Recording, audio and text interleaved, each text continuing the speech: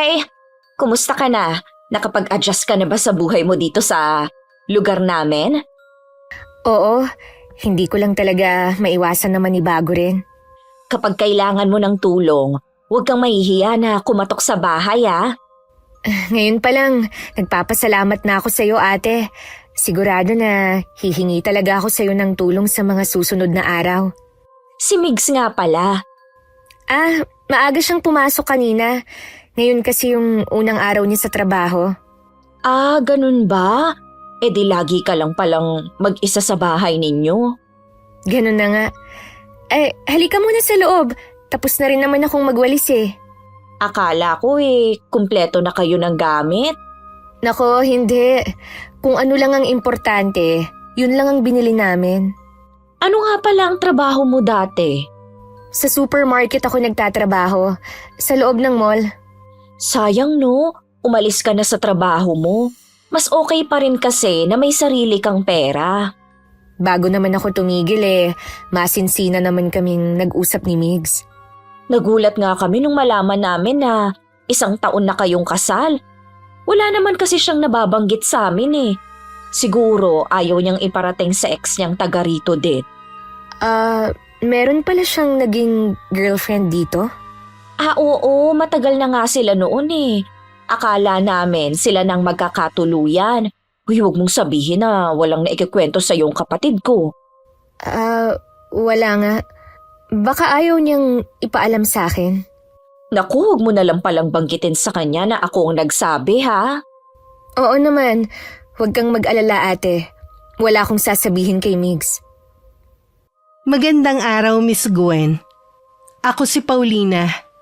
May asawa at kasalukuyang nagdadalang tao.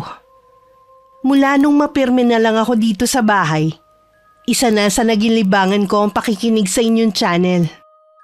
Gusto ko rin magbahagi ng kababalaghan na naganap sa akin noon sa lugar ng asawa ko. Ang kwentong ito ay may kinalaman sa hipag ko.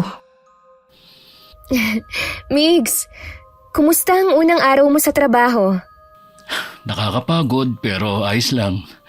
Kailangan ko rin magpakitang gilas kahit pa sabihin na ninong ko nagpasok sa akin sa trabaho. Kumusta pala ang buong maghapon mo dito sa bahay? Ayos lang naman. Nandito nga pala kanina ang ate Rosalie mo. Talaga? Anong napag-usapan niyo? Kung ano-ano lang. Tinanong din niya ako kung hindi pa ako naninibago rito. Hindi naman sa sinisiraan ko ang kapatid ko. Pero huwag kang magkukwento sa kanya ng kung ano-ano. Likas na kasi sa kanya ang pagiging tsismosa. Baka mamaya, mabalitaan na lang natin, chinichismis na tayo sa ibang tao. Huwag kang mag-alala. Kilala mo ako na hindi madaldal. Hindi rin ako masyadong nagtitiwala sa mga bagong kilala. Para din naman kasi sa kapakanan mo sinasabi ko. May tanong pala ako. Hindi ka ba malapit sa ate mo? Magkapatid lang kasi kami sa ama. Kaya hindi kami ganon kalapit sa isa't isa. Siyempre, mas malapit ako sa mga totoo kong kapatid. Tingin ko naman sa kapatid mo mabait siya. Sana makasundo ko siya at maging magkaibigan kami. Basta, mag-iingat ka na lang. Oo na. Mabuti pa maghahain na ako. Sige, nagugutom na nga ako Hindi rin kasi ako nakakain ng break time sa dami ng trabaho. Sa susunod, ingatan mo ang sarili mo. Mahirap nang magka-ulcer dahil sa ginagawa mo. Mas importante pa rin ang kalusugan kesa sa pera. Alam ko naman yun. Hindi ko na rin naman uulitin. Ayoko kasi mag-alala ka. Sa ilang araw kong pagtira sa lugar ng asawa ko, napansin kong wala nang ginawa ang mga kababaihan kundi magkwentuhan sa tabi ng daan. Kabilang na nga sa kanila ang hipag ko. Nakasama pa ang bunsong anak na 3 taong gulang pa lang. Para bang sanay na ang mga taga ron sa ganung gawain. Wala ba silang ginagawa sa kanila? Buong maghapon ko na lang silang nakikita na magkakasama. Dahil wala pa kaming anak ni Migs, mas maraming oras ang ginugugol namin sa isa't isa. Madalas kapag day off niya, namamasyal at kumakain kami sa labas.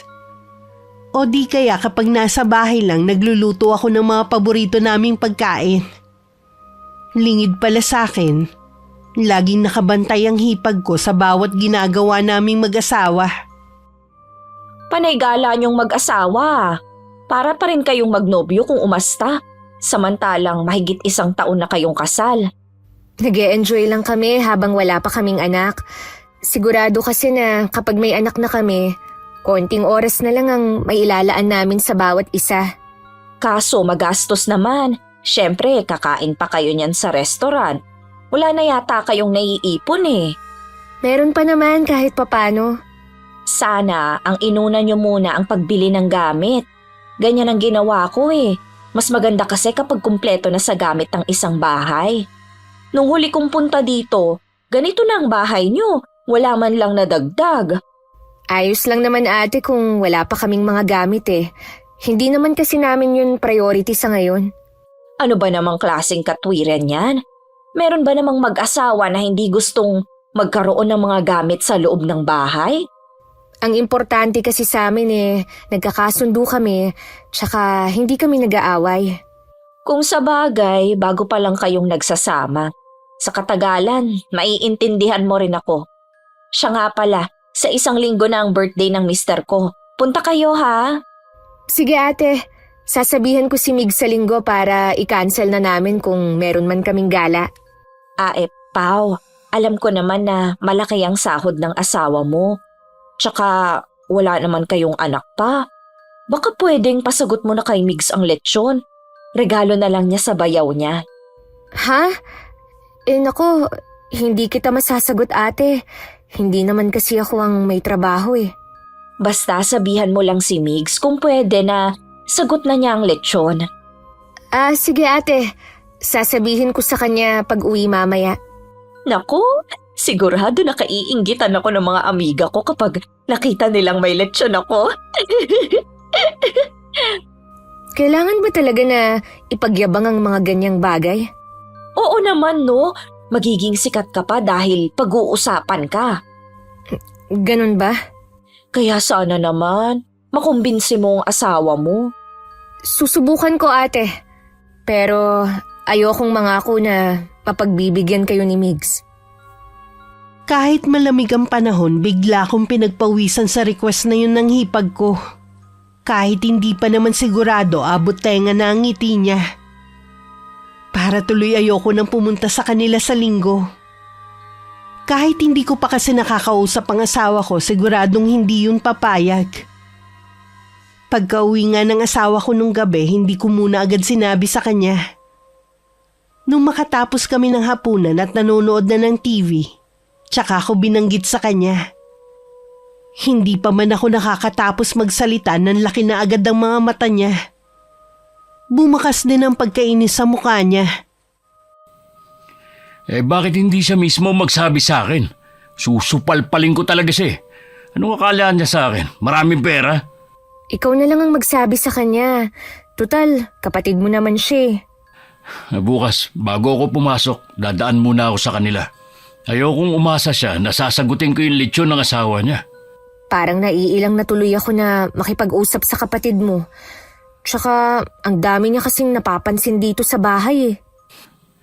Pakialamera nga yung si ate. Lahat na lang na makita at masabi mo, meron siyang puna lagi. Pansin ko nga yun. Lagi ka na lang magsara sa araw para hindi siya makapunta dito sa bahay. Nakakahiya naman. Mabait naman siya sa akin eh. Sa umpisa lang mabait yun. Hindi pa niya kasi nakukuha ang gusto.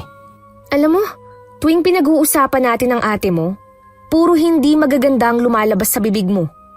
Hindi mo kasi siya kilala eh. Kung hindi nga lang binilin sa akin ng namayapa akong lolo ang bahay na to, ay hindi kita ititira dito eh. Kapag hindi naging maganda ang pagtira natin dito, pwede naman tayong umalis eh. Ganun na nga.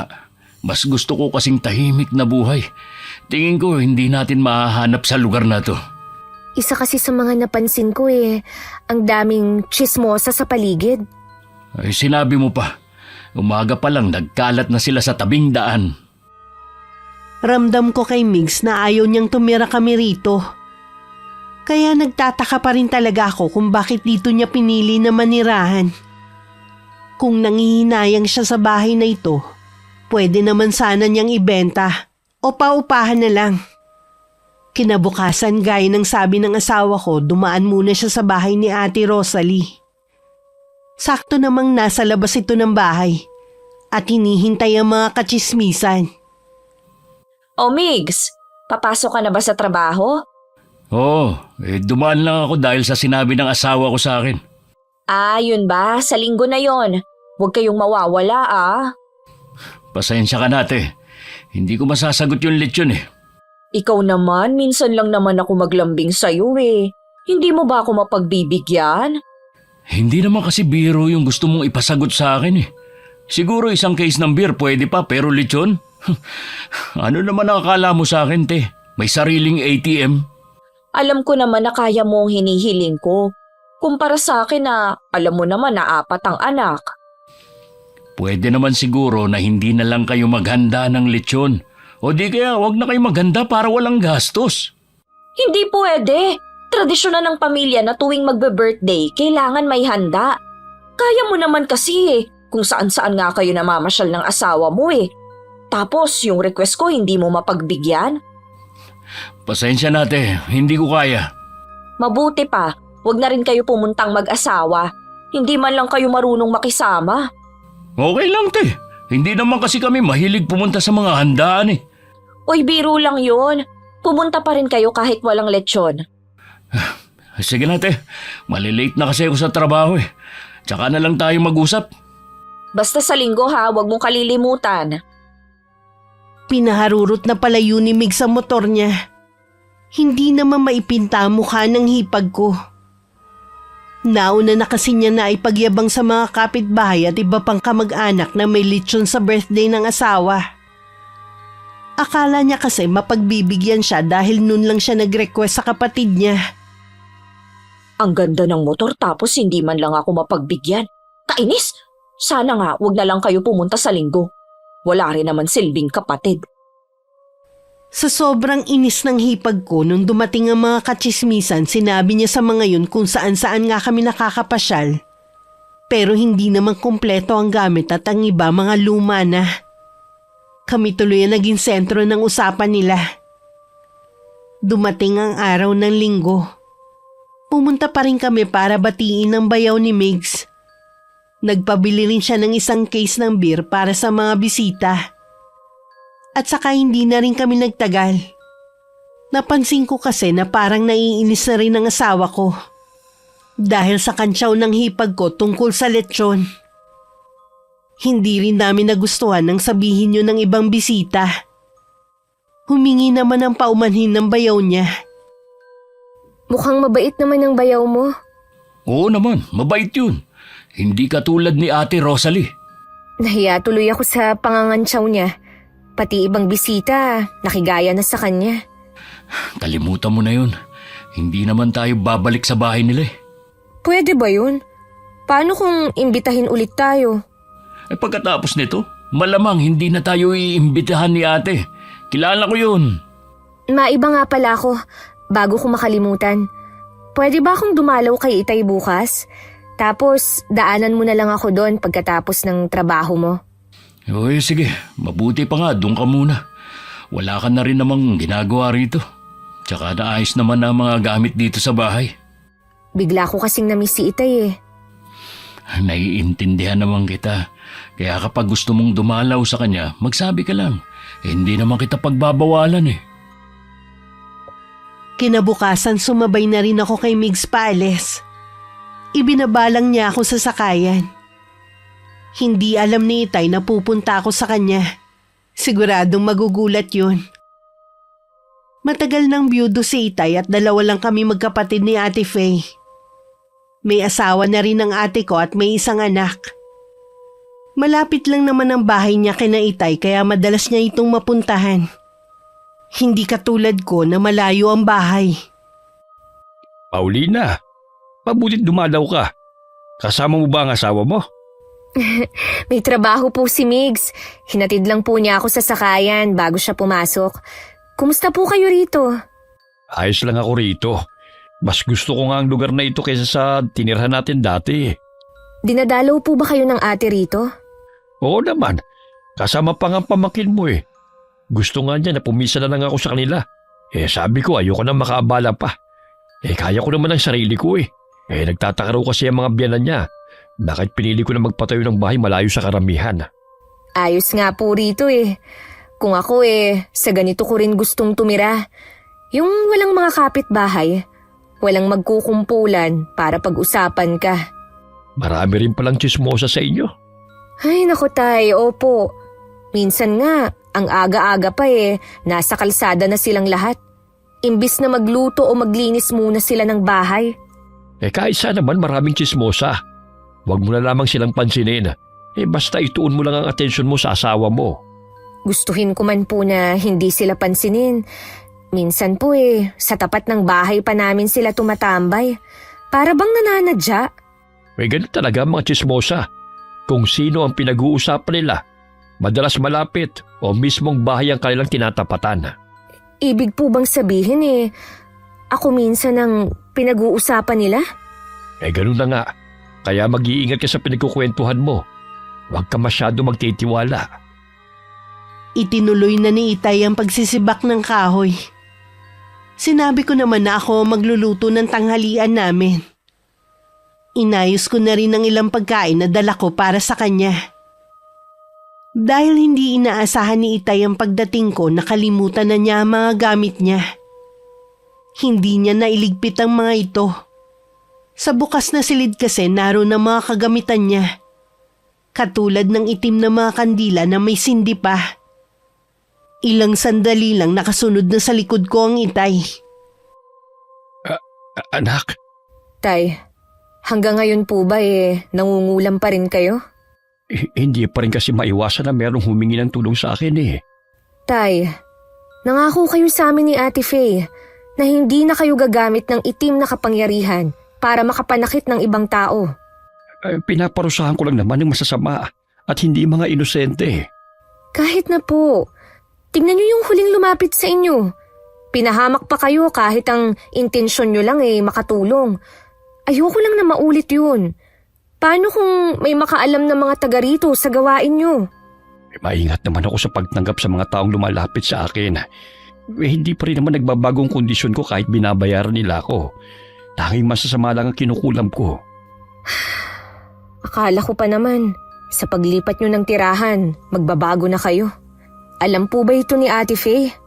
Wala siyang alam. Nakikiusap ako na huwag mo nang iparating sa kanya. Buntis ang ate mo at medyo masela ng kalagayan niya. Nakikiusap po ako sa inyo, Tay. Itigil niyo na po ito. Ako ang natatakot para sa inyo Sige, titigilan ko na ito. Ayoko rin naman na karmahin kayo dahil sa masama kong ginagawa. Salamat, Tay. Natatakot lang po kasi ako na may taga rito ang makatuklas sa gawain niyo. Ayoko na mapahamak kayo. Alam niyo naman ng ibang tao Gabi na nang makarating sa bahay ni Itay si Migs. Dahil may biglang ipinagawa sa kanya ang ninong niya. Nagpasya na lang kami na dun matulog at kinabukasan na umuwi. Pinayagan naman kasi ang asawa ko na hindi pumasok sa trabaho kinabukasan. Hindi alam ni Migs ang tungkol sa lihim ni Itay. Kilala niya to bilang ulirang ama sa amin ng ate ko. Wala rin akong balak ipaalam sa kanya kung sakali. Ayoko kasing masira ang imahe ni Itay sa kanya. Kumusta naman ang trabaho mo, iho? Ayos lang naman po. Mabait naman ang boss ko dahil ninong ko po siya sa binyag. Salamat nga pala sa pag-aalaga sa bunso ko. Kahit papano panatag na ako dalang dalawa kong anak nakatagpo na rin ang mabubuting asawa. Hindi nyo kailangan magpasalamat sa akin. Nung pinakasalan ko po ang anak nyo obligasyon ko na rin po siyang alagaan. Ganyan din si Rowel. Napakaswerte ko talaga sa mga naging manugang ko. Hindi na ako mag-aalala kung sakali man na mawala ako. Malakas pa naman po kayo sa kalabaw, Tay. At bata pa kayo sa edad nyo. Huwag nyo munang isipin ang tungkol sa bagay na yan. Hindi naman kasi natin masasabi kung hanggang kailan lang tayo sa mundong ito Mabuti na yung lagi tayong handa. Sa bagay nga po. Gusto mo bang uminom tayo? May ibinigay kasi sa akin ng kaibigan ko na lambanog. Itinabi ko muna dahil wala naman akong kainuman. Si Ruel sana kaso hindi na pala siya umiinom. Sige po tay, inom tayo. Kaya lang medyo mahina na rin po ako sa inuman Hindi ko po alam kung masasabayan ko kayo. Kahit hindi natin maubos, gusto ko lang kasi na may kakwentuhan habang umiinom. Nang magsabi sa akin si Migs na iinom sila ni Itay, tumangulang ako sa kanya. Nagbukas pa ako ng delata na dala ko para may pulutan sila. Pagkatapos ko maibigay ang mga kailangan nila, pumasok na ako sa kwarto. Siguro na mamahay ako kaya hindi ako agad nakatulog. Kaya bumangon na lang ako. Pumasok ako sa kwarto ni Itay. May sindi pa rin ang kandilang itim na ginagamit niya. Sa pagkakaalam ko hanggat may sindi yun, hindi natatapos ang paghihirap ng taong kinukulam ng aking ama. Nakaramdam naman ako ng awa sa taong yun. Pero sabi nga ni Itay, puro masasama lang ang kinukulam niya. Kinabukasan bago mananghalian, nagpaalam na kami kay Itay. Nangako naman ako na babalik sa ibang araw. Pagdating namin sa amin, nasa tapat ng bahay ang hipag ko at ilang mga nanay doon. Ngumiti naman ako nang magtama ang paningin namin. Pambihira talaga si ate. Tanghali na, ayaw pa rin nilang magsiuwi. Hindi pa yata tapos ang kwentuhan nila Baka kamo hindi pa nila tapos siraan ng taong pinag-uusapan nila. Ikaw talaga. Hinaan mo lang ang boses mo. Baka marinig ka ng ate mo. Dito pa naman sila nakatingin. Wala akong pakialam kahit marinig pa niya. Mabuti nga yun. Baka sakaling matauhan kahit papano. Migs, galit ka ba sa ate mo? Para kasing may kinikimkim kang sama ng loob sa kanya Sa ugali niya ako nagagalit. Numero 1 ba namang chismosa sa lugar na ito Kaya tuloy walang makatagal na tenant sa apartment ni Chahulia dahil sa kanya. Madalas niyang chismis. Sino ba namang matutuwa dun? Kaya pala galit sa kanya ang tiyahin mong yun. Hindi kasi sila nagpapansinan Kaya ako nalaman.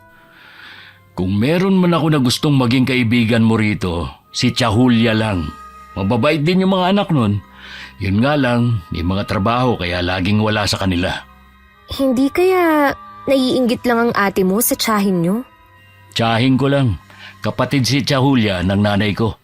Yun nga ang sabi ni Chang nung magkaharap sila sa barangay noon. Oo nga pala. Magkapatid lang kayo sa ama. Ganun ba talaga kalala ang ugali ng ate mo para umabot sa baranggayan? Oo, kaya iwasan mo na siya. Ang nakakasundo lang naman niya, yung mga kapwa niya chismosa rin. Mabuti pa nga siguro. Ayoko rin na magkaroon ng hindi pagkakaunawaan sa kapatid mo. Tingin ko pa naman hindi rin siya nagpapatalo. Sinabi mo pa. Dito nga muna pala ako sa kwarto Pahinga lang muna ako sandali. Hindi pa rin kasi nawawala yung hangover ko Inubos niyo ba naman ng isang bote ng lambanog Hindi ka naman sanay uminom ng ganung alak. Hindi ko rin kasi namalayan na naparami na yung inom ko. Ang saya kasing kakwentuhan ng tatay mo Mawiwili ka talagang kausap yon. Ang daming alam O sige na, pumasok ka na sa kwarto natin. Inuna ko muna ang paglilinis sa labas ng bahay namin. May puno kasi ng mangga sa tapat kaya laging may mga tuyong dahon sa paligid. Akala ko umalis na si Ate Rosalie. Nakatambay lang pala sa kapitbahay ko. Nung makita ko, tsaka siya lumapit. Hindi naman ako makakaiwas pa kaya hinarap ko na lang din siya. Oh, ate! Akala ko nakauwi ka na. Yung mga kasama ko lang, magluluto pa daw kasi ng pananghalian. Saan kayo nanggaling? Kahapon pa kayo wala Dahil nung gabi, walang ilaw sa bahay nyo. At wala rin ang motor ni Migs. Dinalaw lang namin ang itay ko. Ganun ba? Akala ko kung saan na naman kayo nagpunta. Wala na kasi kayong alam kundi gumala. Gusto lang naman naming mag-relax. Lalo na si Migs na laging pagod sa trabaho. Mabuti pa nga kayo nagagawa pa yan. Kami kasi ng asawa ko. Ang pahinga lang ay sa bahay tapos maghapon pang nagsasaway sa mga bata. Siguro kapag may anak na rin kami ni Migs, ganyan na rin ang bonding namin. Yung tipong nasa bahay na lang. Siya nga pala, may itatanong ako sa'yo. Tungkol saan? Sigurado ako na may alam ka eh. Yung panganay na anak ni Tia Julia, may afam pala. Nakita ko na galing sa bahay nila eh. Talaga? Ang tanda na kamo. Siguro mas matanda pa yun kay Tia Julia. Kaya siguro nakapagpagawa sila ng bagong apartment malapit sa kanto. Dahil sa afam na yun. Wala naman akong nakikitang masama ron eh. Tsaka dalaga pa naman ang anak ni Tia Julie eh. Kahit na no, basta magkapera ka lang kahit papasa ng tatay mo, ipapatulan mo pa. Naku, hindi ko kayang gawin yon. Hayaan na lang natin sila, te. Buhay naman nila yun eh. Ang sa akin lang naman, huwag silang mayabang. Tapos malalaman na sa afam lang naman pala galing ang pera nila. Mahirap naman kasi na husgahan natin sila dahil lang sa nakita mo. Hindi mo kilala ang mga anak ni Tia Julia. Mukha lang mga edukado pero ang mga ugali, matindi pa sa mga tambay sa kanto. Makita mo, hindi na yan mga mamamansin sa mga susunod na araw. Bakit ba nanggagalaiti ka sa galit sa kanila? Wala naman yata silang ginagawang masama sa'yo eh. Ay, akala mo lang wala. Kapag nakikita ko ang mga yan, iniirapan ako. Akala mo naman kay gaganda. Ang iitim naman ng mga kilikili, ang hilig pang magsando. Nagsasabi lang naman ako ng totoo. Kahit ako pangit, makinis naman ako. Wala akong ginagamit na kahit anong pampakinis at pampaganda. Hindi tulad ng iba. Natural ang kagandahan ko. Di tulad nila na tingin ko retokada na. Bigla kasing tumango sa mga ilong eh. Total ate, mga pinsan naman sila ni Migs. Bakit hindi ka na lang makipag-ayos sa kanila? Magkapit bahay pa naman kayo. Pagkatapos nila akong ipabarangay, wag na uy! Sino ba sila? Pasensya ka na te ah. Hindi kasi kami pwedeng mangialam sa issue nyo eh. Mas gusto kasi namin na mamuhay lang ng tahimik ni Migs. Gusto ko lang naman magkwento sa'yo. Yan naman ang sagot mo. Hindi kasi tama na pag-usapan ng buhay ng ibang tao. Away lang ang makukuha mo. Makauwi na nga sa bahay. Naalala ko meron pa pala akong gagawin. Sige te, marami din akong gagawin dito sa bahay namin eh. Kung maghapon ko sigurong kausap ang hipag ko, hindi pwedeng hindi rin ako magkasala. Wala ding preno ang bibig niya. Halata tuloy na naiinggit lang siya sa mga pinsan nila ni Migs. Kaya kung ano-anong hindi magaganda ang sinasabi niya sa mga yon. Naiiling na lang na itinuloy ko ang ginagawa kong paglilinis. Nang mga sumunod na araw, hindi ko nakikita na tumatambay ang hipag ko sa tapat namin. Minsan galing ako sa may malapit na talipapa na daanan ko ang mga kaututang dila ni Ate Rosalie. Alam kong nakatingin sila at biglang nilakasan ang boses na malapit na ako sa kanila. Alam kong pinariringgan nila ako. Nagpanting bigla ang tenga ko sa sinabi nung isa sa kanila na kaya ako hindi lumalabas dahil wala akong kaibigan sa lugar dahil sa ugali ko. Bigla ko silang nilingon at saka isa-isang tiningnan. Alam nyo, kaya ako hindi lumalabas sa lungga ko, gaya ng sinasabi nyo, dahil sa mga katulad yung toxic ang pag-uugali. Walang magawa kundi pag-usapan ng buhay ng ibang tao na wala naman kayong ambag. Huwag nyo nga akong itulad sa mga nabiktima ng mga makakatinyong dila. Tama kayo, iba ang ugali ko. Hindi nyo gugustuhin makita. Lahat sila nakatungo lang. Bago ko tumalikod, tiningnan ko muna sila isa-isa. Napasulya pa ako kay Manang Lucy na may-ari ng tindahan. Ngumiti pa siya sa akin at tumango. Alam ko kasi matagal na din naiimbyer na sa mga yun na matandang babae. Dahil lahat ng bumibili sa tindahan niya, biktima ng chismis ng mga yun. Pagdating sa bahay, habang naghahanda ako ng lulutuin para sa hapunan, dumating naman ang hipag ko. Dahil bukas naman ang pinto, tumuloy na siya. Nagkahinala ako na baka nagsumbong na sa kanya ang mga amiga niya. O ate, napasugod ka. Ay may ginagawa ka yata. Pasensya ka na kung naabala kita ha. Ano ba ang sadya mo? tungkol sa mga kaibigan ko. May sinabi kasi sila sa akin eh. Medyo sumama ang loob nila. Wala naman daw silang ginagawa, bigla mo na lang silang sinita. Sa akin nila sinabi dahil alam nilang hipag kita. Huwag nga silang pa-victim ha. Ako ang pinaparinggan nila. Bakit hindi nila ako diretsuhin kung may problema sila sa akin? Hindi mo naman yata narinig ang pangalan mo eh. Hindi naman tama na pagbintangan mo sila. Ate Rosalie, hindi ako tanga para hindi malaman na ako ang pinag-uusapan nila. Gasgas na yung sinasabi nyo na kapag hindi narinig ang pangalan eh, hindi kailangang mag-react. Eh paano yan? Gusto ka nilang ipabarangay. Eh di sige, haharapin ko sila ron. Sabihan lang nila ako, hindi naman ako umaalis sa bahay. Ha? Hindi ka man lang ba natatakot? Kailangan ko ba silang katakutan? Para hindi na lang umabot to sa barangay, mabuti pa humingi ka na lang ng pasensya sa ginawa mong paninita sa kanila. Para ano? Para lumaki ang ulo nila? Sa dami ng mga atraso nila sa ibang tao, dapat sila ang humingi ng pasensya. Bakit ba ang hirap mong kausap? Siguro dahil hindi ako basta-basta sumusunod. Sige, sasabihin ko na lang sila na sa barangay na lang kayo magkita-kita. Naalis na ako pasensya na sa abala. Pinilit ko namang magpakita ng kabaitan sa kanila. Hindi na nga ako lumalabas ng bahay para maiwasan kong makapagtaray kapag nakakarinig ako ng hindi maganda. Pero sinagad na nila ako. Madali pa naman uminit ang ulo ko lalo na pagod din ako sa mga gawaing bahay. Nang dumating si Mig, sinabi ko naman sa kanya ang nangyari habang naghahapunan kami. Huwag kang mag-alala. Kilala ko mga yun. Siguradong hindi sila sisipot. E di mag-aaksaya lang pala ako ng oras sa pagpunta ron. Pumunta ka pa rin para alam nila na hindi ka takot na humarap sa kanila. Oo naman. Hihintayin ko na lang kung kailan ako ipapatawag. Grabe talaga ang mga taong yan. Hindi mo na nga sila pinapansin. Ikaw pa talaga na pagtripan nila. Akala siguro nila basta na lang akong tatalikod.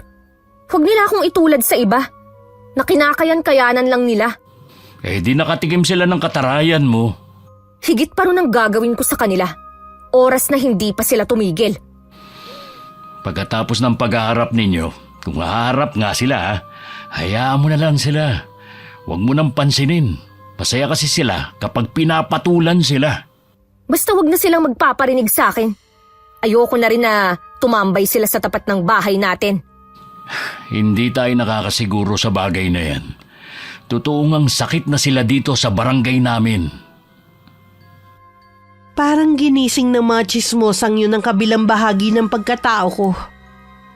Yung mainitin ang ulo, ayaw magpatalo at laging galit.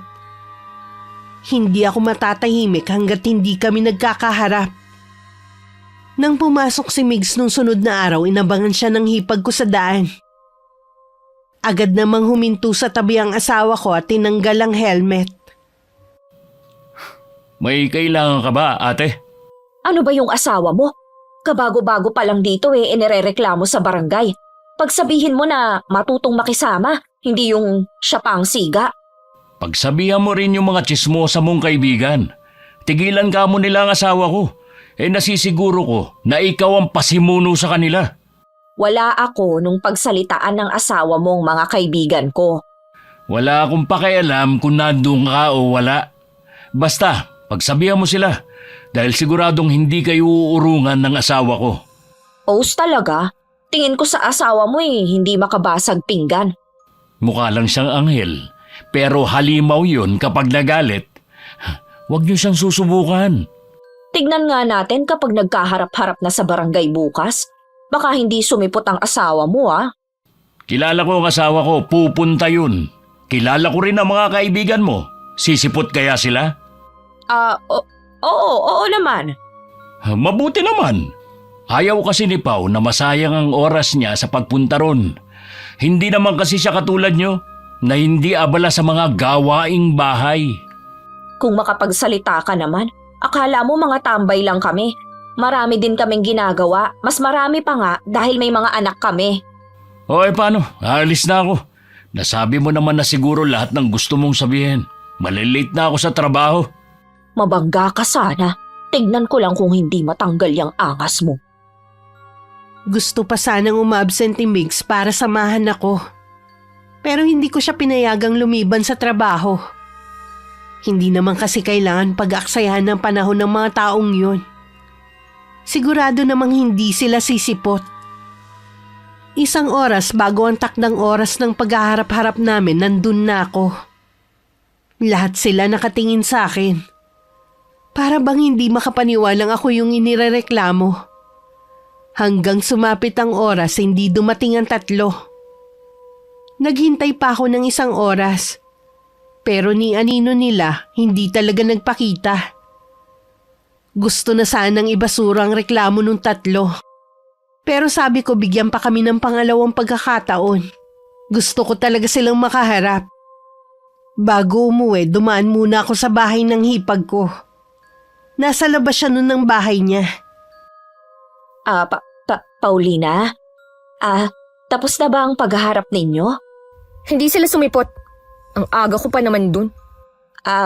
Baka may emergency sa kanila. Ano yun? Silang tatlo? May emergency ng sabay-sabay? Posible naman yun, di ba? Posible siguro sa ibang tao. Pero hindi sa mga kaibigan mo. Pakisabi sa kanila, sumipot ka mo sa susunod ha. Dahil kung hindi ka mo, ako naman ang maghahabla sa kanila. Ang OA mo naman. Ano naman ang ihahabla mo sa kanila? Mabuti sana kung pakinggan ka sa barangay. Irereklamo ko ang pagiging tsismosa nila. At hindi sa barangay ko sila irereklamo, kundi kay Tulfo. Sigurado ako, marami ang papanig sa akin ng mga taga rito na biktima rin nila. Ay, hindi mo naman kailangan magpatulfo pa. Huwag mo naman silang bigyan ng kahihiyan, pati mga pamilya nila idadamay mo eh. Gagawin ko talaga yun, ate. At wala akong pakialam kung sino man ang madamay. Huwag kang mag-alala, kukumbinsihin ko sila. Ngayon lang naman nangyari na hindi sila sumipot. Talaga? Bakit sabi sa record ng barangay ugali na talaga nila ang hindi sumipot? Huwag mo naman sanang paniwalaan lahat ng mga sinasabi sa'yo. Basta, sabihan mo na lang ang tatlo mong kaibigan. Oo, sige. Mag-iingat ka sa pag-uwi mo. Kainis kang babae ka. Mukhang nagkamali ako ng pagkakakilala sa'yo ah. Kapit-bahay lang naman ng hipag ko ang tatlong yun. Nasa likurang bahagi lang ang mga bahay nila. Pagkatapos bilinan ng isang anak na bantayan ng bunso, umalis na siya para sabihan ng mga kaibigan. Sumipot na kayo sa susunod kung ayaw niyong ipatulpo kayo ng babaeng yun. Kita ko sa mukha niya kanina na hindi siya nagbibiro. Hindi ko siya ganun kakilala maliban sa asawa niya, si Migs. Hindi natin alam kung ano pang kaya niyang gawin. Sa kauna-unahang pagkakataon na sindak ang hipag ko at ang mga kaibigan niya. Kaya naman sa muli naming paghaharap, sumipot na sila sa barangay. Para silang maamong tupa sa harap ni Kapitan. Parang nabaliktad naman ang sitwasyon. Parang sila tuloy ang nirereklamo. Pinasumpa sila nang hindi na ulit pagchichismisan ng buhay ng ibang tao. Sumang-ayon naman sila. At bago namin nilisan ng tanggapan, pinagbati kami at nakipagkamay ako sa kanila. Ganun lang kabilis natapos ang pag-uusap. Pero alam kong hindi pa tapos ang gagawin nilang panggugulo sa buhay ko. At least ngayon, alam nila na hindi ka basta masisindak sa kanila. Kung hindi mo sila kilala, maaawa ka sa mga mukha kanina. Parang iiyak na ang mga itsura eh. Magaling lang talagang umarte yung mga yun. Akala siguro nila ipapatulfo ko sila. Siguro nga kaya napilitang humarap kanina. Ang galing mo talaga. Ay nako, sana nga tumigil na sila. Hanggat maaari ayoko talagang magalit kahit kanino. Ay sana nga, pero kung hindi pa rin, ituloy mo na lang ang plano mo. Nandito lang naman ako para suportahan kay. Papakiramdaman ko muna sila sa mga susunod na araw. Ay siya nga pala, sahod ko ngayon oh. Sa labas na lang tayo kumain para mawala din yung init ng ulo mo. Uy, sige gusto ko yan. Mabuti na lang hindi pa ako nakakapagluto. Wala kasi akong gana eh. Wala na nga ako nabalitaan na kahit ano sa hipag ko at mga kaibigan niya. Hindi ko na rin sila nakikita na tumatambay sa tapat ng bahay namin at kahit sa tabing daan. Kinalimutan ko na rin ang mga pangyayari. Itinuon ko na lang sa ibang bagay ang atensyon ko hanggang maisip ko na magtrabaho na lang ulit. Sinabi ko yun kay Migs. Pumayag naman siya pero ang gusto niya yung magaan lang ang trabaho. May kaibigan kasi akong merong stall ng mga souvenir. At kailangan niya ng magbabantay na pwede niyang pagkatiwalaan. Migs, huwag kang mag-alala. Maaasikaso pa rin naman kita dahil hanggang 3:00 lang naman ako sa trabaho. Ayoko sana magtrabaho ka pa eh. Kaya lang, alam ko na naiinip ka rin dito sa bahay. Baka isipin kasi ng tatay mo, hindi kita kayang buhayin. Gusto ko rin kasi na makatulong sa'yo. Tsaka sa gastusin dito sa bahay. Tsaka higit sa lahat, para malaki rin ang maipon natin. Ay, sa bagay nga. Samantalahin natin habang wala pa tayong anak. Yun nga rin ang iniisip ko eh. Maiba ko. Ginugulo ka pa ba ng mga kaibigan ni Ate Rosalie? Ayun, hindi ko na sila nakikita. Baka lumipat na sila ng ibang lugar na tinatambayan. Hindi naman kasi ako kumbinsido na magbabago pa sila. Kapag tsismosa na kasi, hindi na magbabago hanggang mamatay. Yan nga din sabi ng dalawa kong kapatid eh. Hindi rin kasi nila makakasundo si Ate Rosalie dahil sa ugali nga. Hindi yata naniniwala ang kapatid mo sa karma, no? Hindi nga. Kasi kung takot yun, hindi na yun uulit sa mga ginagawa niya. Iniwan na nga siya ng asawa eh. Bumalik lang dahil sa mga anak.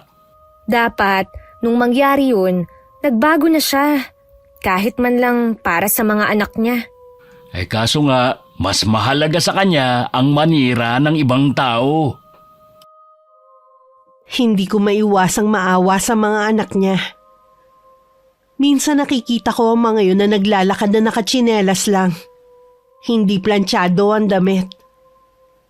Para bang walang nag-aasikaso sa kanila bago pumasok sa eskwelahan. Madalas ko rin namang marinig sa nanay nila kung gaano to kaalaga sa pamilya. Puro lang pala salita at kulang sa gawa. Tama nga ang hinala ko. Lumipat lang sila ng lugar na pinagtatambayan. Mula sa maliit na iskinita malapit sa tindahan ni Manang Lucy, lumabas silang 4. Iiwas na lang sana ako nang batiin ako ni Ate Rosalie. Nandito pala ang maganda kong hipag. Lagi ka yatang umaalis ah. Oh, ate. Busy ako eh. 2 linggo na kasi akong may trabaho. Ganun ba? Mabuti ka pa, may trabaho. Naiinip kasi ako sa bahay, kaya nagtrabaho na lang ako. Baka naman pwede mo kong ipasok o hanapan ng trabaho. Naiinip na rin kasi ako sa bahay eh. Kung magtatrabaho ka, sino nang mag-aasikaso ng mga anak mo? Ako pa rin, syempre. Iba kasi kapag nanay ang mag-aalaga. Yung bunso ko naman, pwede kong kuhanan ng yaya. Sasabihan na lang kita kapag meron akong alam, ha? Aasahan ko yan ah. Sige, mauuna na kami sa'yo. Marami ka yatang bibilhin eh. Napapailing naman ako habang nakasunod ng tingin sa hipag ko at sa mga kasama niya. Pwede ko naman sanang irekomenda ang hipag ko sa mga kakilala ko. Pero nag-aalala ko na baka lalo niya mapabayaan ng mga anak. Tsaka baka hindi rin siya payagan ng asawa niya. Naku, iha. Kung ako sa iyo hindi ko hahanapan ng trabaho ang hipag mo. Bakit naman po, Manang Lucy? Kung ano-anong chismis ang pinagkakalat niya sa'yo. Hindi mo kasi nalalaman dahil hindi ka naman lumalabas ng bahay niyo. Sana hindi kayo magkasira ng asawa mo dahil sa ginagawa niya. Ganyan kasi ang nangyari kay Migs at sa dati niyang nobya. Ano? Salamat po sa pagbibigay niyo ng impormasyon sa mga ginagawa ng hipag ko. Manang Lucy, pwede po bang lahat ng malalaman niyo na sinasabi niya tungkol sa akin ipaalam niyo sa akin? Oo naman, iha. Lahat sasabihin ko sa'yo. Gusto kasi kita. Dahil hindi ka katulad nila na walang alam gawin kundi manira ng kapwa. Habang wala pang bumibili, tinanong ko pa si Manang Lucy sa iba pang mga sinabi sa akin ng hipag ko. Ultimo ang hindi ko pagbubuntis na ichismis na pala na baog daw ako. Malamang daw baka iwan ako ni Migs. Parang sasakit ang ulo ko sa mga nalaman ko. Pagdating sa bahay, uminom agad ako ng gamot. Hindi ako makapaniwala na meron palang katulad ng hipag ko. Ang malas ko.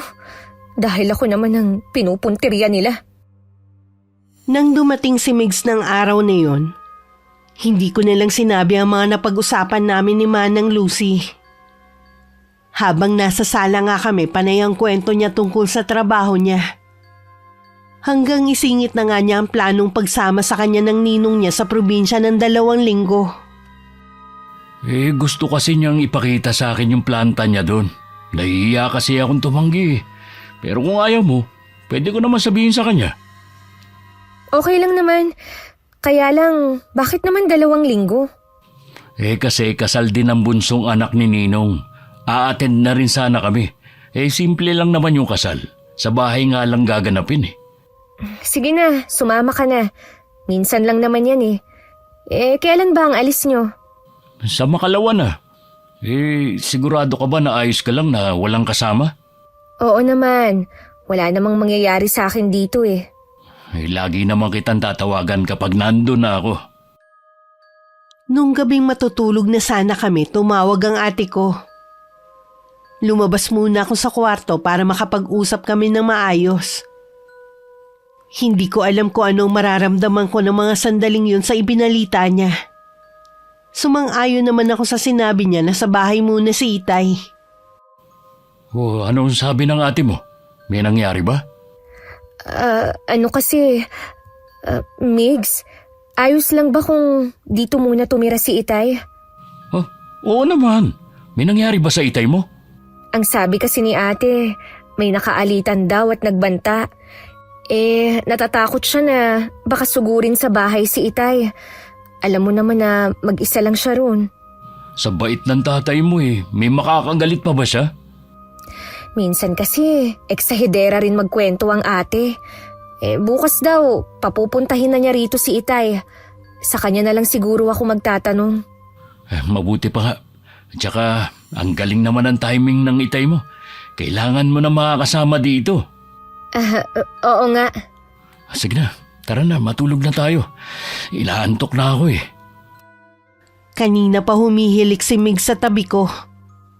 Habang ako iniisip ko ang sinabi ni Ate Faye. Sabi kasi niya baka may nakatuklas na sa lihim na iniingatan ni Itay. May isang babae daw kasi ang sumugod sa bahay nito at nag-eskandalo. Habang sumisigaw na mangkukulam ang Itay namin. Pinatay daw ni Itay ang asawa ng babae. Ito na nga ang kinatatakutan ko . Tama lang na umalis doon si Itay. Mabuti na lang, wala siyang kapitbahay na malapit. Pumasok muna ako sa trabaho. Sa hapon pa naman darating si Itay. Nung tumawag siya na papunta na, maaga na lang ako umuwi. Sasakayan na lang kami nagkita ni Itay. Kahit ngumiti siya nang makita ko, bakas pa rin sa kanya ang lungkot. Wala kaming imikan sa biyahe hanggang makauwi sa bahay. Mabuti naman po at nakumbinsi kayo ni ate na dumito muna sa bahay. Gusto nga niya nung hindi ka pa niya tinatawagan doon ako sa bahay nila. Ayoko naman na madamay sila. Hindi na po talaga kayo pwede sa bahay na yun. 2 beses na pala kayong sinugod . Kung hindi pa kayo pinuntahan ni ate, hindi pa niya malalaman. Hindi ko naman kasi alam na nagsinungaling sa akin ang babaeng yun. Ano po ba ang nangyari? May pumunta sa bahay na babae.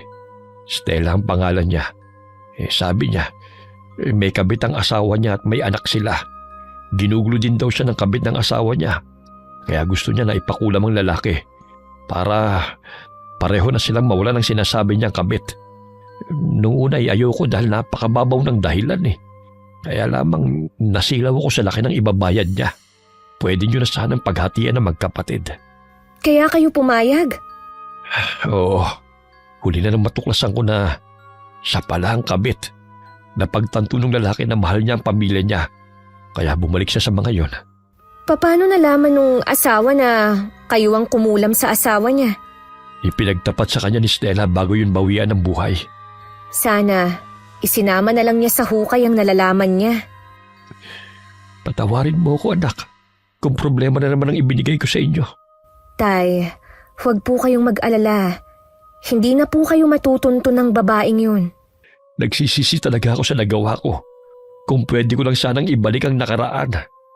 Wala na po tayong magagawa pa. Nangyari na eh. Basta, nakikiusap po ako sa inyo. Tumigil na po kayo sa ganyang gawain. Oo, anak. Tatalikuran ko ng gawain ito. Ayoko na rin kayong bigyan ng suliranin. Lihim ko pa rin sinisisi si Itay. Hindi pa kasi siya nadala nung una. Inulit na naman niya.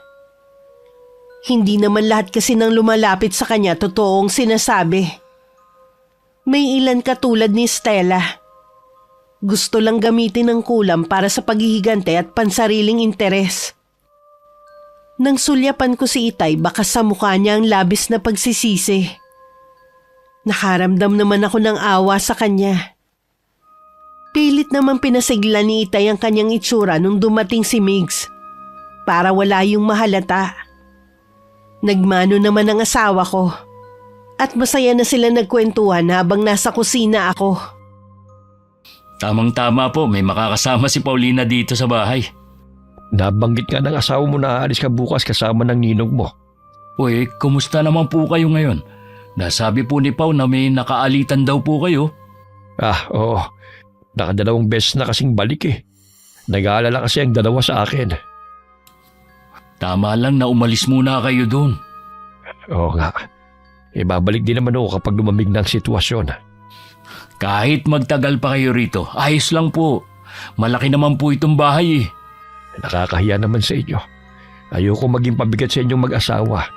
Huwag niyo pong iisipin na pabigat kayo. Tandaan niyo, pamilya tayo. Salamat, iho. Nung pumasok ako sa sala, nagpaalam naman si Itay na may gagawin lang sandali. Nagpahabol naman ako na maghahapunan na kami maya-maya. Tumango naman si Itay at saka na siya pumasok sa kwarto. Migs, nakahanda na pala ang maleta mo. I-check mo na lang mamaya. Baka may nakalimutan akong ilagay. Hindi na siguro. Baka magulo lang yung pagkakayos mo. At saka may tiwala naman ako sa'yo eh. Anong oras ka nga pala susunduin dito sa bahay? 5:00 daw, sabi ni Ninong. Sige. Aagahan ko na lang ang gising para maipagluto kita ng almusal. Siya nga pala. Parang may kakaiba sa tatay mo. Anong ibig mong sabihin? Parang kulang yung sigla niya eh. Parang bang napipilitan lang siyang maging masaya. Baka apektado pa rin siya sa taong nakaalitan niya. Hindi naman kasi sanay si Itay na may kagalit eh. At saka yung mga ganyang may edad na, maramdamin na rin yan. Kaya nga mabuti na lang nandito na siya. 2 araw na mula nang makaalis si Migs. 2 araw na rin naiiwan mag-isa ang Itay sa bahay dahil pumapasok din ako sa trabaho. Para hindi mainip, siya na lang ang gumagawa sa bahay katulad ng paglilinis. Isang umaga habang nagdidilig si Itay sa labas, dumaan ang hipag ko. Dala ng kuryosidad, lumapit siya para mag-usisa. Manong, ano pong ginagawa ninyo dyan? Nagdidilig. Hindi mo ba nakikita? Alam ko po, ang ibig kong sabihin, dyan po ba kayo nakatira? Kilala ko kasi ang mag-asawa na nakatira dyan. Ako ang tatay ni Paulina. Kayo po pala ang tatay niya. Magtatagal po ba kayo dyan? Depende. Bakit ba ang dami mong tanong, iha? Natural po dahil kapatid ko si Migs at bahay niya yan. Alam ba ng kapatid ko na titira kayo dyan? Oo naman. Natutuwa nga siya dahil may makakasamang asawa niya. 2 linggo kasi siyang mawawala eh. Ganun ba? Alam niyo po ba si Paulina? Ipinabarangay dito. Bakit naman? Sabi na nga ba hindi niyo alam? Paano po kasi hindi na nga marunong makisama sa mga taga rito? Tagbanta pa siya sa mga kaibigan ko. May kilala kong anak ko. Mabait siya. Ayaw lang nun ng mga taong chismosa. Ano naman pong mahihita sa kanya kung pagchichismisan siya? Ang alam ko kasi, ang chismosa ay kapatid ng inggitera.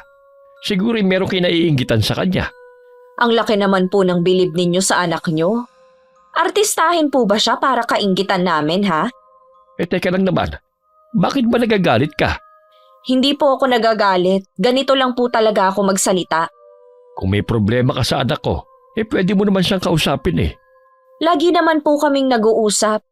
Katunayan nga po niyan, ako ang una niyang naging kaibigan dito. Kaya lang po, hindi yata marunong tumanaw ng utang na loob ang anak ninyo. May pabor kasi akong hinihingi sa kanya. Kaya lang, nakalimutan na yata niya. Pag uwi niya mamaya ay babanggit kung sinabi mong pabor. Baka nakalimutan lamang niya. Sige po, aalis na ako. Hinihintay na kasi ako ng mga kaibigan ko eh. Ayun po silang tatlo oh. Sila din nga po palang nagpabarangay sa anak ninyo. Nung makaalis ang hipag ko, itinuloy na ulit ni Itay ang ginagawa niyang pagdidilig. Sa sulok ng mga mata niya, nakita niya ang hipag ko at mga kasama nito.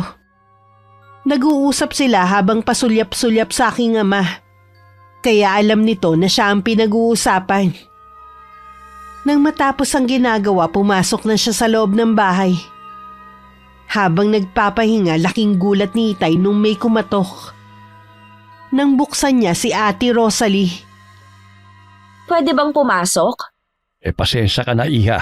Hindi kita pwedeng patuloyin. Hindi kasi magandang tignan eh. Gusto ko lang humakita ang loob. Bumalik ka na lamang kapag nandito na si Paulina. Kapatid ko ho ang may-ari ng bahay na to, kaya pwede akong pumasok. Sinama mo pa talaga sila. Bakit hindi? Mga kaibigan ko sila. Wala pa rin palang pagbabago sa ayos ng bahay na to. Ang baduy pa rin ang kulay ng kortina. Tatawagan ko lang si Pau para sabihin na nandito kayo. Huwag na, aalis na rin kami. At ikaw ha, huwag kang magtagal dito. Baka mamaya, buong angkanan ninyo ang dalhin ni Paulina dito. Mahiya naman kayo. Para sabihin ko sa'yo, may sarili akong bahay. Pansamantala lamang ang pagtira ko rito. Kung ganon, anong ginagawa nyo dito? Sinasamahan ko lamang ang anak ko habang wala si Biggs. Sinabi ko na yun sa'yo. Nakahinga naman ng maluwag si Itay nung umalis na ang hipag ko at mga kasama. Buong maghapon tuloy hindi mapakali si Itay hanggang dumating ako. Ikinuwento naman niya ang buong pangyayari. Wala na lang ako masabi sa kakapalan ng mukha ng hipag ko. Lahat na yata ng nakakainis na katangian sinalo niya. Sinagot ko naman lahat ng tanong ni Itay. Kung bakit ako napabarangay nun. At kung ano ang ugali ng hipag ko at mga alipores niya. Halata naman sa mga hilatsa ng pagmumukha nila eh. Sinamantala nila ako na wala ko rito. Kaya nagawa nilang umasta ng ganun. Bukas, tingnan natin kung magawa pa nila ang asal nilang yun. Ibig bang sabihin hindi ka papasok bukas sa trabaho? Hindi po muna, Tay. Sana makasama rin natin ang ate mo. Namimiss ko na rin kasi ang apo ko sa kanya. Kapag po lumamig na ang sitwasyon dadalawin po natin. Ano ba kasing nagawa ko? Kung kailan ako tumanda, tsaka naman ako nagbibigay ng problema sa inyo.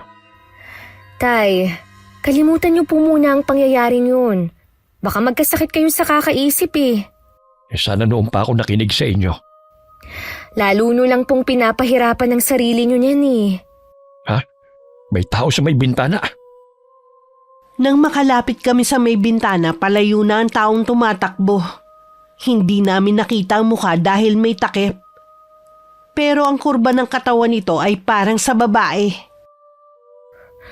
Kanina pa po kaya siya nakikinig sa pag-uusap natin? Kararating lang niya kaya ko siya naramdaman kaagad. Babae din siya. Ang amoy niya isa sa mga kasama ng hipag mo. Ay nako, sakit talaga sila sa ulo. Hindi na ako nagtataka kung bakit kulang na lang isuka sila ng mga taga rito. Kapag hindi ka pa nila tinigilan, ako na ang mga kalaban nila. Tay, nakikiusap ako sa inyo. Huwag niyo silang gagawan ng masama. Nakikita ko kasi nahihirapan ka na dahil sa kanila. Tay, nangako po kayo. Oo nga pala. Pasensya ka na, Iha. Nakalimot na naman ako. Kaya minsan ayoko na maniwala sa mga pangako ni Itay. Ilang beses na kasi niyang hindi natutupad, kahit nung nabubuhay pa si Inay. Pasumpa-sumpa pa siya nun sa bundok. Pero makaraan lang ang ilang buwan may kinulam na naman siya. Mula pagkabata tuloy kinailangan namin magpalipat-lipat para hindi malaman ng mga tao ang lihim niya. Kinabukasan nga habang nagtatabas ng damo sa likod ng bahay si Itay at ako naman nasa loob ng bahay nung biglang may kumatok. Nung buksan ko ang pinto, bumungad ang hipag ko at ang tatlo. Bumakas bigla sa mukha nila ang gulat. Nandito ka pala. Hindi ka pumasok sa trabaho? Day off ko. Anong kailangan nyo? Isinama mo pa talaga sila, ha? Oops! Huwag muna kayong umalis. Diyan lang kayo. Paalis na rin kami. Galing pala kayo rito kahapon. At kung ano-ano pa ang mga sinabi nyo kay Itay. Totoo lang naman ang sinabi ko. Kapatid ako ni Migs. Hoy ate, hindi lang yun ang sinabi mo. Kaya huwag ka nang magsinungaling pa. Huwag mo nga akong masabihan na sinungaling. Baka nakakalimutan mo, kapatid ako ng asawa mo. Yun na nga eh. Bakit kailangan mo kaming i-chismis sa ibang tao? Ano ba ang mabuting magagawa nun sa'yo, ha? Hindi ko alam ang sinasabi mo. Tapos sasabihin mo na hindi ka sinungaling, ha? Nawawalan ka na yata ng respeto sa akin. Hindi ka naman kasi karapat dapat irespeto eh. Pagsisisihan mo talaga tong ginawa mo. Ano? Magpapatulfo ka rin ba, ha? O sa barangay? Baka hindi ka naman sumipot. Talaga bang inuubos mo ang pasensya ko, ha? Mabuti pa, umalis na kayo. Hindi ko na lang ipapaalam kay Migs ang mga ginagawa nyo para hindi kayo magkagulong magkapatid. Parang utang na loob ko pa, ha? Sige, aalis na kami dito. Nang maisara ko ang pinto, napasandal na lang ako dito. Kanina pa kasi ako nakakaramdam ng hilo.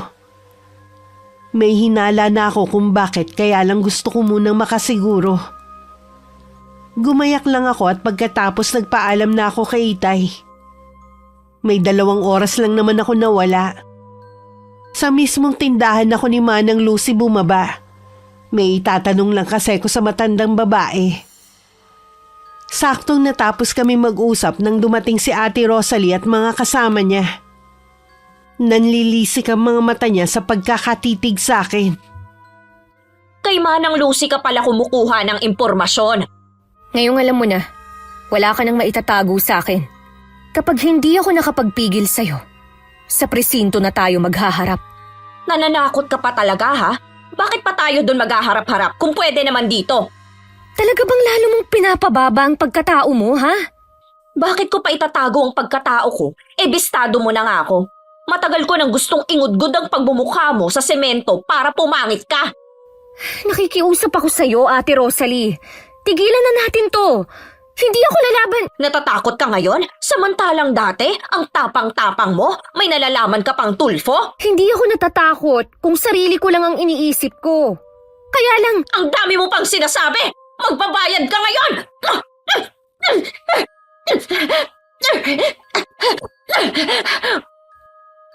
Aatras na sana ako pero nahawakan nila ako. Wala akong magawa kundi takpan ng tiyan ko habang sumisigaw. Pero bingin na sila sa pakiusap ko. Kahit si Manang Lucy lumabas na ng tindahan niya para umawat. Pero tinulak lang siya. Sipa, suntok at sabunot ang natanggap ko. Nawalan pa ako ng balanse kaya natumba ko. Pinagsisipa nila ako hanggang matamaan ng tiyan ko. Namilipit ako sa sobrang sakit. Tama na! Dinudugo na siya! Tulong! ang baby ko, hindi pwedeng mawala ang baby namin. Ano? Buntis ka? Hindi namin alam. Hingi ako ng tulong. Kailangan mo madala sa ospital. Paulina! Anong nangyari sa'yo? Sino may gawa sa'yo nito? Itay! Itay ang baby namin ni Migs! Hindi naman po namin sinasadya. Hindi namin alam na buntis siya. Mga hayop kayo! Mga walang puso! Magbabayad kayo sa ginawa niyong to! Sinusumpa ko! Tuluyan na nagdilim ang paningin ko. Hindi ko na namalayan pa ang mga sumunod na pangyayari. Nang muli akong magising, nasa ospital na ako at katabi ko si Itay. Madilim ang anyo niya at nakikita ko sa mga mata niya ang matinding galit. Tay, ano pong nangyari sa baby namin ni Migs? Nakunan ka, anak. Hindi! Ang baby ko! Na anak, baka makasama sa iyong sobrang pag-iyak. Pabayaan niyo na lang ako, Tay. Iwan niyo na ako. Hindi kita pwedeng iwan. Nasasaktan din ako sa pagkawala ng apo ko. Papunta na nga pala dito ang asawa mo. Tinawagan ko siya kagad nang makarating tayo dito sa ospital. Bakit ba may mga taong sagad hanggang buto ang kasamaan? Hindi ko mapapalampas ang ginawa nilang to sa'yo. Tay. Hindi mo ko mapipigilan kahit magmakaawa ka. Sige na, magpahinga ka na lang. Dito lang ako. Dahil wala akong tigil sa pag-iyak, napilitan ng turukan ako ng pampakalma ng nurse na nag-aasikaso sa akin. Tulog na ako nung dumating naman si Migs. Lumapit siya sa akin at hinalikan ako sa noo. Sorry kung wala ako sa tabi mo, ha? Sana hindi na lang ako umalis. Huwag mong sisihin ang sarili mo, iho. Hindi natin inaasahan na mangyayari to sa kanya. Ang anak po namin, kumusta? Wala na ang anak niyo. Nakakunan si Paulina. Hindi. Matindi ang pambubugbog na ginawa ng kapatid mo sa kanya at ang tatlo niyang kasama. Pakibantayan niyo lang po muna ang asawa ko, Tay. May kailangan lang akong puntahan. Galit na sumugod si Mig sa bahay ng hipag ko. Dire-diretso siyang pumasok sa loob ng bakuran hanggang sa may pinto ng bahay. Humarang pa sa daraanan niya ang bayaw niya pero itinulak lang niya ito. Napasiksik naman sa sulok ang kapatid sa takot sa kanya. Sinuntok pa niya ang pader malapit sa mukha ni Ate Rosalie. Migs, hindi ko sinasadya. Nadala lang ako ng galit ko. Patawarin mo ko. Hindi na maibabalik ang buhay ng magiging anak namin sa paghingi mo ng tawad. Ikaw ang pumatay sa anak namin ni Paulina.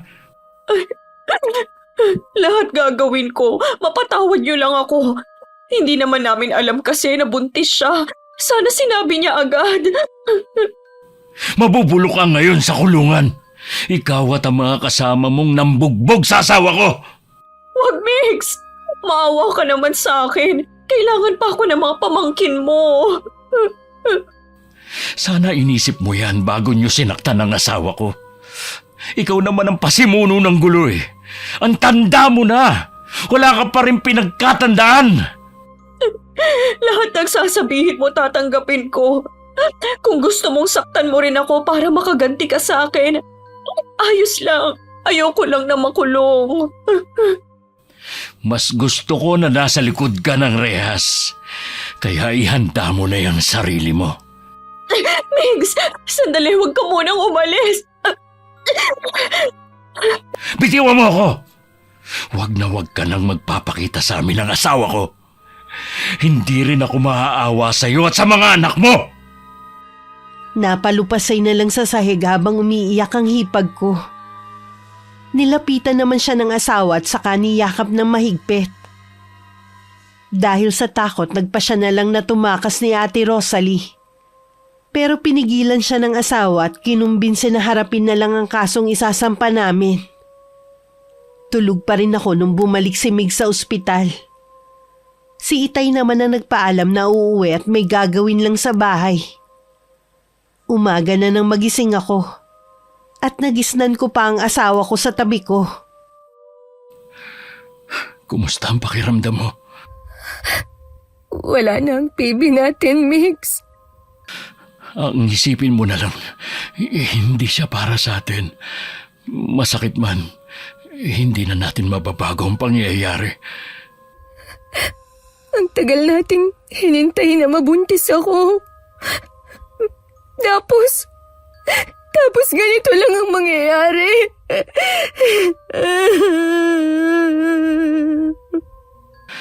Pwede pa naman tayo magkaanak eh.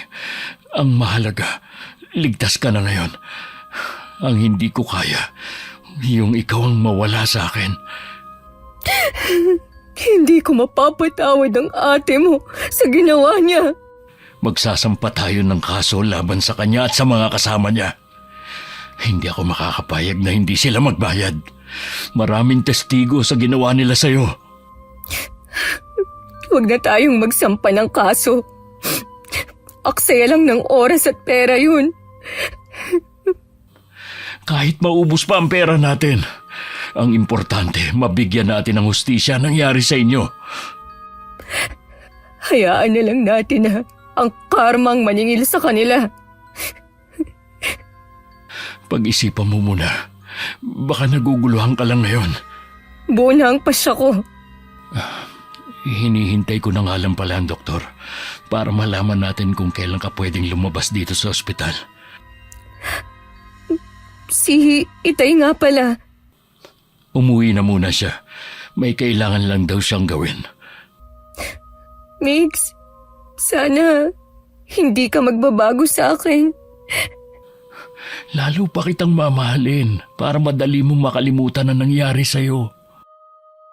Si Itay ang inaalala ko. Alam kong buo na ang pasya niyang gamitin ang kaalaman niya sa kulam para ipaghiganti ako. Baka ikapahamak na niya ng tuluyan ang gagawin.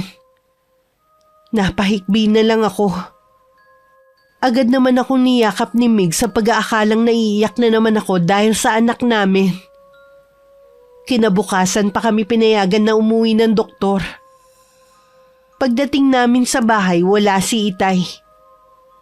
Lingid sa amin, bumalik siya sa bahay niya para dun isagawa ang orasyon. Baka may pinuntahan lang ang Itay mo. Hindi kaya bumalik siya sa bahay niya? Uy, ano naman ang gagawin niya dun? Naisip ko lang. Okay. Siya nga pala, nagugutom ka ba? Magluluto ako ng paborito mo. Hindi ako nagugutom eh. Magluluto pa rin ako. Pilitin mong kumain para bumalik agad ang lakas mo. Sige, gusto ko munang matulog. Tatawagin na lang kita kapag handa na, ha? Inaantok talaga ako kaya inayos ko na lang ang pagkakahiga ko sa kama. Lumabas na rin si Migs para magluto. Hindi pa man niya nauumpisahan, may kumakatok na. Ang kapatid niya na pagbuksan niya ng pinto. Mugto ang mga mata nito sa kakaiyak. Talaga bang wala ka ng kahihiyan, ha? Gusto ko lang kumustahin si Pao. Hindi ka rin niya haharapin. Mabuti pa, umalis ka na. Talaga bang hindi na magbabago ang isip niyo? Hindi na! Sana naman bigyan niyo pa ako ng isa pang pagkakataon para makapagbagong buhay. Marami na nagbigay sa'yo niyan, pero sinayang mo lang. Ito na lang ba talaga ang kabayaran ko sa mga nagawa kong kasalanan? Ganun na nga. Kawawa naman ang mga anak ko, lalo na ang bunso ko. Huwag mo sanang gamitin ang mga anak mo para maawa kami sa'yo. Totoo naman kasi na sila ang kawawa kapag nakulong ako. Lulugulugong umalis si Ate Rosalie sa bahay namin. Naging matigas na si Mig sa kapatid niya. Ni katiting na awa, wala na siyang maramdaman sa hipag ko.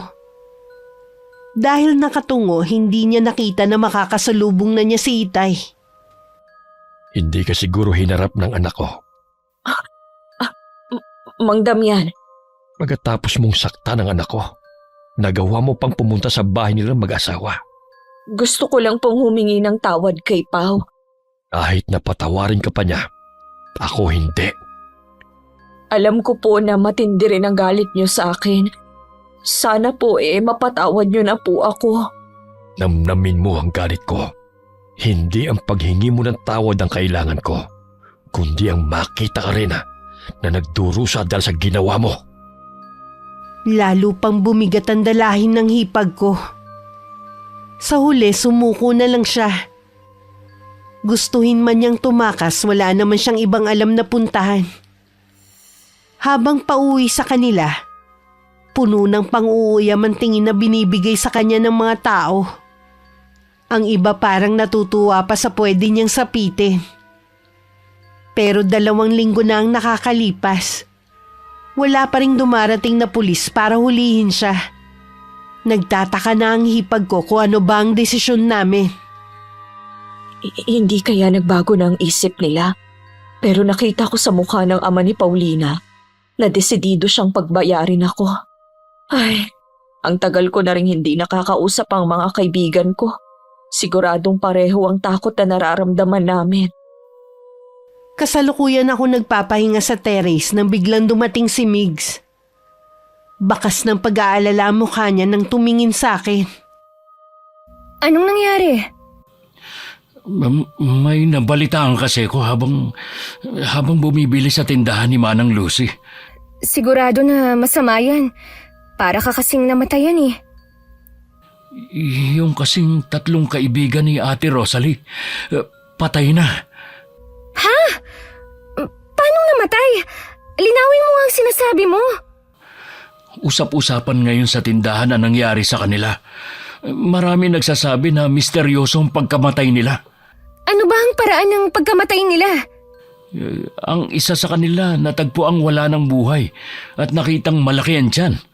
Ang isa naman namamaga ang tuhod at inuuod na rin. At ang panghuli, nakitang puno ng galos at sugat ang katawan na para bang nilatigo. Bago sila mamatay, maayos naman daw ang itsura nila. Hindi ko rin alam kung anong nangyari sa kanila. Sabi ng kaanak nila, baka daw kinulam. Natatakot ako na baka ikaw ang pagbintangan nila, lalo na hindi mo itinuloy ang pagsampa ng kaso sa kanila. Ako? Migs, ikaw ang magpapatunay na wala akong ginagawang masama. Hanggang ngayon nga, nagdadalamhati pa rin ako eh. Alam ko naman, nalulungkot din ako sa sinapit nila pero siguro yun ang karma nila sa lahat ng mga kasalanang ginawa nila, sa'yo at sa iba pa. Kumusta na nga ang Ate Rosalie mo? Wala akong balita sa kanya eh. Matagal ko na siyang hindi nakikita. Baka sapitin din niya ang nangyari sa 3. Kahit hindi magandang ginawa niya sa atin, ayoko pa rin sapitin niya ang nangyari sa mga kaibigan niya. Hindi tayo nakakasiguro sa pwedeng mangyari sa kanya. Alam kong narinig ni Itay ang pag-uusap namin mag-asawa. Nasa malapit lang kasi siya at nagdidilig ng mga halaman. Nung umalis si Migs, masinsinan ko siyang kinausap. Tay, alam ko po na kayo ang nasa likod nung nangyari. Sabi ko naman sa'yo, hindi mo ako mapipigilan sa balak kong gawin sa kanila. Mas nag-aalala na ako sa inyo kaysa sa nangyari sa akin. Baka tuluyan na kayong mahuli kung ipagpapatuloy niyo ang ginagawa niyo. Wala na akong pakialam. Ang mahalaga sa akin maipaghiganti kita. Ano pong balak niyong gawin kay Ate Rosalie? Mas matindi ang mararanasan niyang paghihirap. Gusto ko unti-unti siyang mamatay. Tay, tama na po yan. Tigilan niyo na ang ginagawa niyo. Mas mahalaga kayo sa akin kaysa sa paghihiganti na yan. Hindi ko na rin kayang pigilan ang sarili ko, anak. Nakakahumaling ang kapangyarihan ng kulam. Kapag ginawa mo ng isang beses, parang ayaw mo nang tigilan. Tay, labanan niyo po ang nararamdaman niyo. Huwag kayong papadaig sa kasamaan. Magbalik loob na po kayo sa Diyos na siyang makapangyarihan sa lahat. Hindi ko hayaan na manahin niyo pa ng ate mo ang kaalaman na ito. Mas gusto ko maging mabuti kayong tao. Mamuhay ng normal, hindi katulad ko. Kaya niyo ring mamuhay ng normal. Basta talikuran niyo lang ang ganyang gawain. Patawarin mo ko, anak. huli na para magbago. Hindi, Tay. Maniwala kayo. Hindi pa huli ang lahat. Isipin niyo kami ni ate at ang apo niyo sa kanya. Tanggap namin ni ate na mas mahal niyo ang apo niyo kaysa sa amin. Naisagawa ko ng huling orasyon para sa hipag mo. Ano mang sandali mag-uumpisa na ang paghihirap niya. Bakit ang hirap niyong pakiusapan, Tay? Patawarin mo ako, anak. Mas matimbang sa akin na makaganti. Nang tumalikod si Itay at umalis, hindi ko na siya pinigilan. Para saan pa? Ayaw naman niya makinig sa mga pakiusap ko. Samantala, dahil ilang araw nang masama ang pakiramdam ni Ate Rosalie, hindi na lang siya sumama sa birthday na dinaluhan ng mag-aama. Hindi rin niya kasi masabi sa kanila na nakakaramdam siya ng takot, na baka matulad din siya sa tatlo. Mabuti nang hindi makita ng pamilya ko ang paghihirap ko. Paano ko ba sasabihin na buhay pa ako? Pero unti-unti na akong naaagnas. Alam ko may kumukulam sa akin. Si Paulina kaya? Kailangan ko siyang puntahan. Ayoko pang mamatay. Kahit hirap na sa paglalakad at nanghihina, pinilit pa rin ni Ate Rosalie na makarating sa bahay namin. Hindi pa man siya kumakatok, bumukas na ang pinto. Pinapasok siya ni Migs at saka inalok na maupo. Alam niyong paparating ako? Nasa may bintana ako na makita kitang parating. Ganun ba? Kaya nga pala ako nandito para humingi ng tawad. Baka sakaling tanggapin niyo na. Mukhang hindi maganda ang lagay mo. Sana nagpahinga ka na lang muna sa bahay ninyo. Natatakot kasi ako na baka katapusan ko na rin dahil sa nangyari sa mga kaibigan ko. Naniniwala kasi ako na kulam ang ikinamatay nila. Siguro nga dahil walang makapagpaliwanag sa totoong nangyari sa kanila. Mamamatay na rin kaya ako?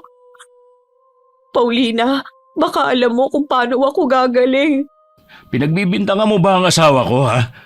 Wala naman kasi. Naaawa na sana ako sa'yo eh. Kaya lang may gana ka pa talagang pagbintangan ng asawa ko. Wala naman kasing pwedeng gumawa nun. Sa dami ng mga ginawa niyong kasalanan, wala kang maisip na pwedeng gumawa nito sa'yo? Umalis ka na, bago kita kalad ka rin palabas ng bahay. Migs. Huwag ka namang magalit sa kanya, Migs. Baka masama lang ang pakiramdam ng ate mo. Samahan mo na lang siyang umuwi. Baka mapano pa siya sa daan eh. Pagkatapos ng mga ginawa niya, nagmamalasakit ka pa sa kanya? Kinakaawaan mo pa siya ngayon? Mas naaawa ako sa mga anak niya.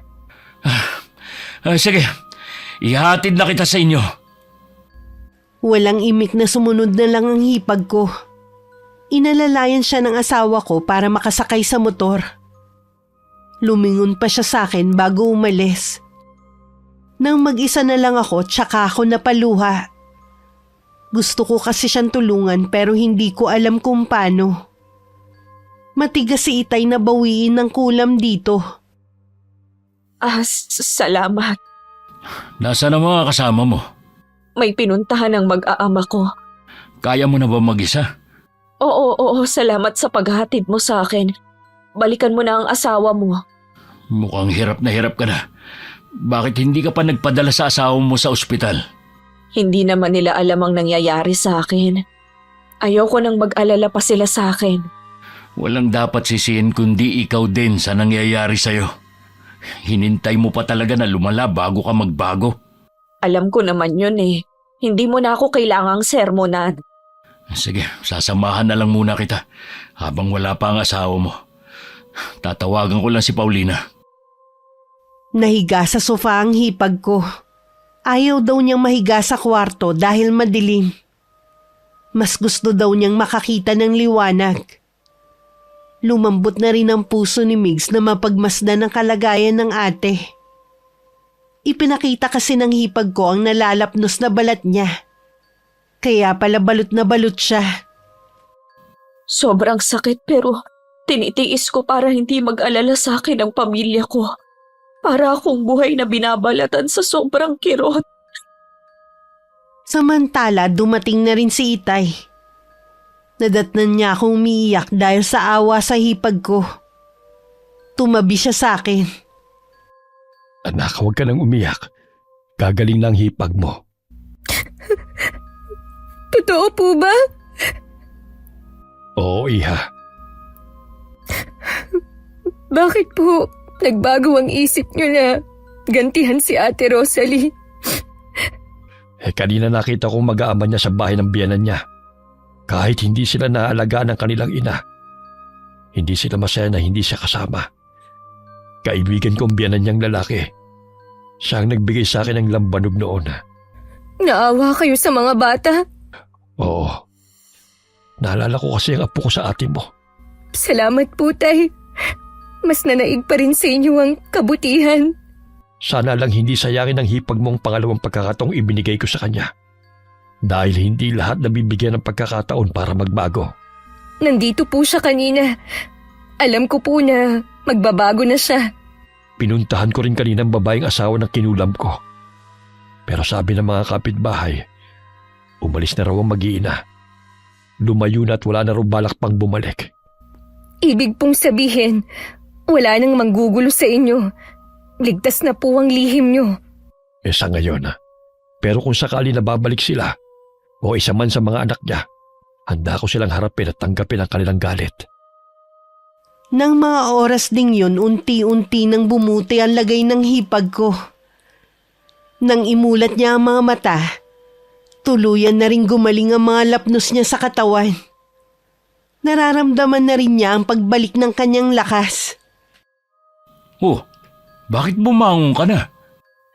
Magaling na ako, Migs! Magaling na ako! Thank you, Lord! Ha? Oo nga. Nawawala na mga lapnos mo sa katawan? Isa tong himala, Migs. Binawi ng mangkukulam ang sumpa niya. Naawa siguro siya sa akin. Hindi na mauulila ang mga anak ko. Salamat sa pangalawang buhay na ibinigay niyo sa akin. Hindi ko nasasayangin pa. Masaya ako para sa iyo, ate. Mahalin na talaga mo na sana ang pamilya mo. Oo, Migs. Mula ngayon, sila na ang prioridad ko. Nung dumating ang mag-aama, nagtaka pa ang bayaw ng asawa ko kung bakit nandun siya. Sinabi na lang ni Migs na hinatid niya ang kapatid niya. Natuwa naman ang lalaki dahil naramdaman nito na nagkaayos na ang dalawa. Isang buwan pagkatapos, pinaupahan na lang namin ang bahay na yun. At lumipat kami malapit sa tinitirhan ni Itay. Mas naging tahimik ang buhay namin sa bagong nilipatan namin. At ang Itay naman tuluyan na niyang tinalikuran ng gawain. Alang-alang daw sa pagbubuntis ko, magbabago na siya, Miss Gwen. Ang pagkakalat ng chismis kailanman hindi nagdudulot ng kabutihan. Pwedeng magbigay ito ng pansamantalang aliw. Pero sa bandang huli, hindi lang ibang tao ang unti-unti nitong sinisira, kundi pati ang sarili mo. Kaya bago tayo magsalita, isipin muna natin kung totoo ba, makakatulong ba, at makakabuti ba. Wakas. Okay, sana nagustuhan niyo ang kwento natin ngayong araw. Shoutout po tayo. Shoutout kay Raquel Hasigawa. Hi kay Lisa Rosario from Monaco, France. Hello kay Riz Maganda from KSA. Hi kay Richard Rivera. Hello kay Jane Pacheco from Baras Rizal. Hi kay Maymay Hernandez from Fairview, Quezon City. Hello kay Rubelin Eneria. Hi kay Leonisa Cobo. Hello kay Sangyong from Doha, Qatar. Hi kay Rosemary Dizon. Hello kay Aiko Villesa from Bahrain. Hi kay Genevieve Suko. Hello kay Jonalyn Barameda from Las Piñas. Hi kay Lydia Lopez. Hello kay Ay Bisaya from Butuan City. Hi kay Elizabeth Pamintuan from Pampanga. Hello kay Lisa Takada from Japan. Hi kay Melody Villaruz from KSA. Hello kay Arvid Shane Hoiberg from Thailand. Hi kay Margarita Galang from Qatar. Hi kay Aprilin Gliane. Hello kay Michelle Manuge. Hi kay Evelyn Abong Kabarkil. Hello kay Trajano Lestojas. Hi kay Danilo Cruz from Meykawayan, Bulacan. Shout out sa Castillo family from Nueva Ecija. Hello kay Romalyn Lingatong from Santa Maria, Bulacan. Hello kay na Eralyn Eano, Tatay Betoy at Belinda from Barangay Hermosa, Bayambang, Pangasinan. Hi kay na Ate Auring, Ne, Aisa at Poging J ng Amira Boxes Handicrafts ng Laguna. Hello kay na Alexa Ann Pasyon at Ian Pasyon from Nai, Cavite. Shout out sa Glency Bakery ng Tanawan, Leyte. Hi kay Bebang Jaco. Hello kay Tina Dekit. Hi kay Beatrix Yumi. Hello kay Jocelyn Morilla from Mindoro. Hi kay na Romina Buado and Angelo Dizon from Marikina City. Hello kay Mama Mia. Hi kay Jomar Fernandez from Cebu. Hello kay Biba from Cebu at sa mga kasama niyang blind therapist. Maraming salamat sa pakikinig nyo. Hello kay Nashin, Aya and Aiko from Caloocan from Lola Baby. Hi kay Resi May Ramos. Hello kay Mea Espiritu from Taiwan. Shoutout sa mga taga Texen Factory, lalong-lalo na kay Angelina Reyes. Maraming salamat sa pakikinig. Hi kay Ralph Sarmiento. Hello kay Manilyn Millafre from Bicol. And hi kay Lucena Valencia from Candelaria, Quezon. Shoutout din po sa mga solid abangers natin sa Marikina Market sa bayan. Kumusta po kayo? Shoutout din po sa mga solid abangers natin dyan sa Blooming Treat Market. Salamat po sa inyo. Maraming salamat po sa patuloy na pagsuporta at pakikinig. Ingat. God bless.